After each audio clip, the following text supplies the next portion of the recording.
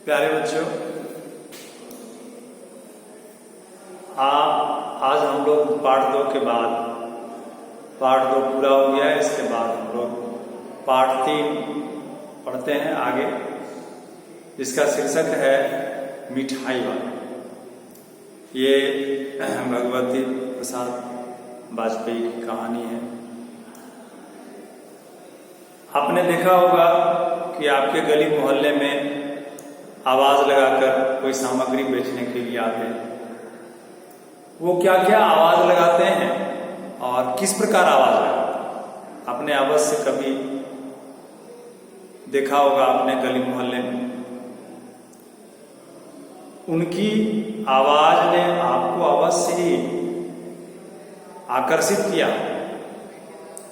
आप ऐसे फेरी वालों की आवाज सुनकर अवश्य घर से निकलकर कुछ खरीदे होंगे आप उनकी सामग्री।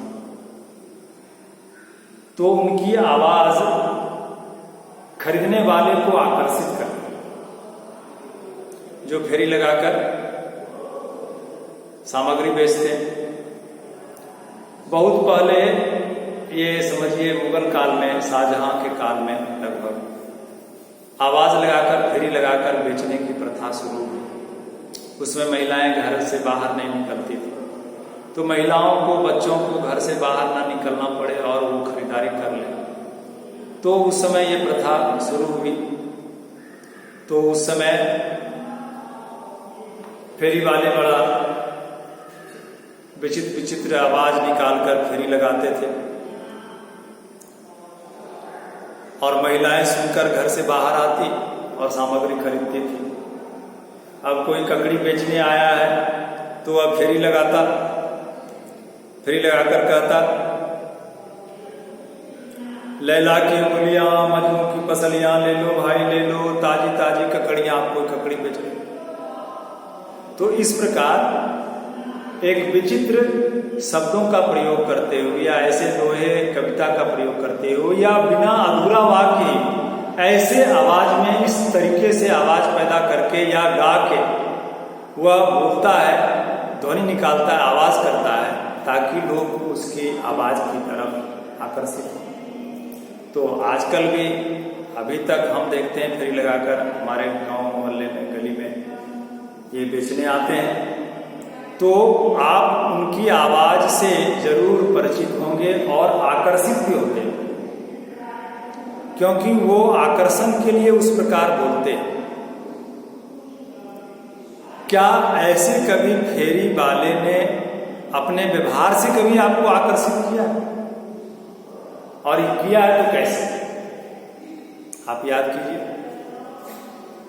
क्या फेरी वाला केवल अपनी आवाज से ही दूसरों को आकर्षित कर सकता है, या अपने व्यवहार से भी आकर्षित कर सकता है? तो ऐसा हम पाएंगे कि हर फेरी वाला वह ठगने वाला ही नहीं होता। वह अपनी आवाज के साथ साथ वह आपको अपने व्यवहार से भी आकर्षित कर सकता है। मानवीय रिश्ते का जो आधार है, मनुष्य एक दूसरे मनुष्य से जिस प्रकार रिश्तों से बंधा होता है, उसका मुख्य आधार प्रेम होना चाहिए, अपनापन होना चाहिए।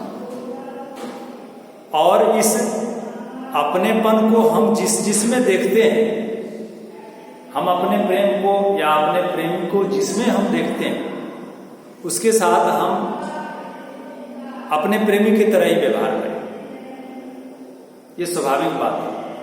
ठीक ऐसे ही इस कहानी में ये एक व्यक्ति है जो फेरी लगाकर सामग्री बेचता है, जिसको, जो पहले बड़ा धनी संपन्न था, बड़ा सुखी था, लेकिन आज वह वैसा नहीं।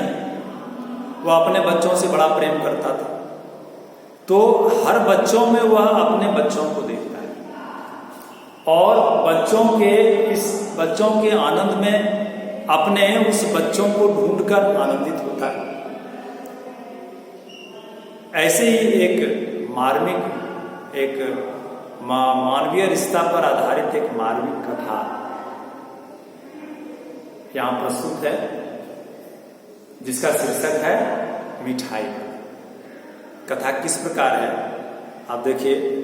बहुत ही मीठे स्वरों के साथ वह गलियों में घूमता हुआ कहता, बच्चों को बहलाने वाला, खिलौना वाला, खिलौना वाला, इस प्रकार आवाज लगाता था। ये पूरा वाक्य नहीं है, एक अधूरा वाक्य, लेकिन इस अधूरे वाक्य को ऐसे विचित्र ढंग से और ऐसे मधुर आवाज में वह गाता था कि सुनने वाले सुनते ही रह जाते थे। उसके इस स्नेहपूर्ण कहिए आवाज को नहीं, गान को सुनकर आसपास के मकानों में हलचल मच जाती थी। वह जिधर से निकलता था, वह जिधर से गुजरता था, जिस गली मोहल्ले में, उनमें बच्चों में हलचल मच जाती थी। छोटे छोटे बच्चे जिनको माँ अपने गोद में, महिलाएं अपने गोद में ली हुई है, जो दौड़कर घर से बाहर नहीं निकल सकते हैं, तो वह उनकी आवाज को पहचान लेता और अपने माँ की गोद में ही वह उछलने कूदने लगता। तो महिलाएं इस खिलौने वाले को, इस फेरी वाले को देखने के लिए अपने चीके को हटाकर, चीक बोलते हैं बांस का बना हुआ पर्दा, दो बांस का बना हुआ पर्दा जिसका बांस का तीली के बीच में जो जगह है, उस जगह से आर पार हम देख सकते हैं। पहले अभी भी ऐसा लोग बनाते हैं। तो ऐसे पर्दे को जो बांस की तीलियों से बनाया गया है उसको हम चीक बोलते हैं। तो चीकों के अंदर से या चीकों को हटाकर या छज्जे पर जो महिलाएं हैं जिनके गोद में बच्चा है, वो नीचे झाँक कर आवाज से देखती थी उस खिलौने वाले को, और कुछ ही देर में बच्चों का एक झुंड आकर उनको घेर लेता और तब फिर बड़े आनंद से वह खिलौने वाला वहीं कहीं बैठकर खिलौने की पेटी अपनी खोल देता और बच्चों के बीच में खो जाता। अब बच्चे खिलौने देखकर, पेटी से निकलते खिलौने देखकर बड़े पुलकित हो जाते, बड़े प्रसन्न हो जाते थे, उछल कूद करने लगते। कोई पैसे लेकर दौड़ा हुआ आ रहा है, कोई दौड़कर जा रहा है पैसे लेने के लिए, और कोई पैसे लेकर आ गया है तो मोल भाव कर रहा है। कोई पैसे, किसी के पास पैसे नहीं है तो वह कह रहा है कि यही खिलौना हमको पसंद है, किसी को मत दीजिएगा और इसको अभी रख दीजिए और हम पैसे लेकर आ रहे हैं, यही खिलौना लेंगे। इस प्रकार अनेक प्रकार के बच्चे अनेक तरह से मोल भाव करने लगते।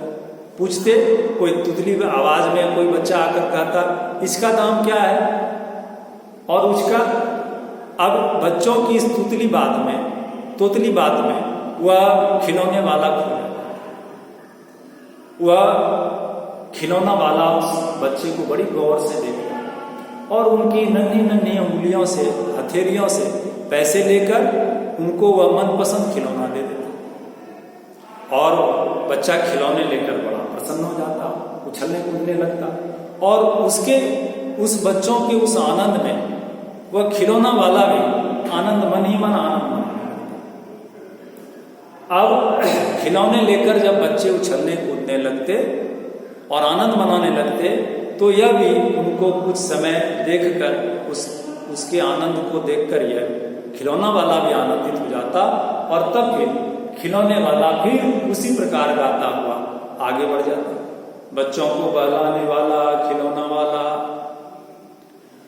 अब मानो जिस प्रकार सागर में एक हिलोर पैदा हो, तरंग पैदा हो, बहुत दूर पैदा होती है और दौड़ते हुए वह तरंग किनारे तक पहुंच जाती है, ठीक वैसे ही उसके इस गान से, कहो मादक गान से, मादक मतलब हुआ मद पैदा करने वाला, नशा पैदा करने वाला, नशीला, तो उसके इस अधूरे वाक्य को गान तुम कह सकते हो, क्योंकि वह इस तरह मीठे आवाज में गाया जा रहा है जिसको सुनकर मादकता पैदा हो जाए बच्चों में। तो उसके इस मादक गान से भी समझो मकान में एक हिलोरे उठ जाते, उस मकान में, उस गली के इस छोर से उस छोर तक वह आनंद की हिलोर लहराता हुआ पहुंच जाता और खिलौना वाला भी आगे बढ़ जाता अपनी आवाज को लगाते हुए। इस प्रकार वह खिलौना वाला खिलौने बेचता। धन्यवाद।